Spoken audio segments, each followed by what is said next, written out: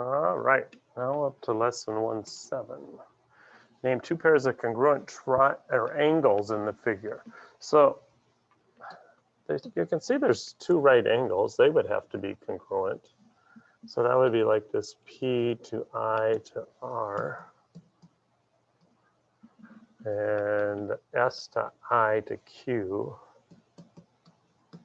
But then there's this one other idea involved here as well, and that is, see how this angle is shared in both right angles?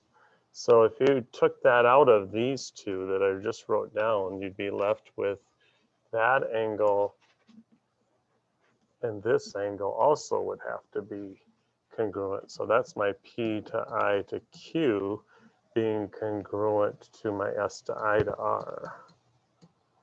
So one of those two options over here, R to I to S and my Q to I to R, that definitely looks like that would work right there. According to the right angles congruent. Oh no, those aren't right angles though. RIS, QIR, RIS, and QIR are not right angles, so that's not right because of that part.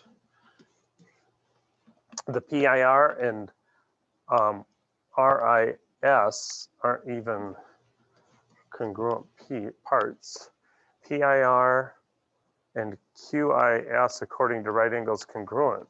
Now that would make sense because my PIR, ooh, that's a big highlighter. My PIR there and my QIS there were both right angles. So that would, what about PIQ and RIS equal complements? PIQ and RIS, these two, and they are complements because they're both complement, they have shared angle in there. QIS, PIQ, linear pair, we don't have any linear pairs up there. So can't be my linear pairs. PIR, QIS, PIR, QIS, those are congruent, those are my right angles, but that wouldn't be the equal complements. Equal complements is like they're complements to the same angle. So if you take that out, and then PIQ and QIR aren't even, so one of those two up above.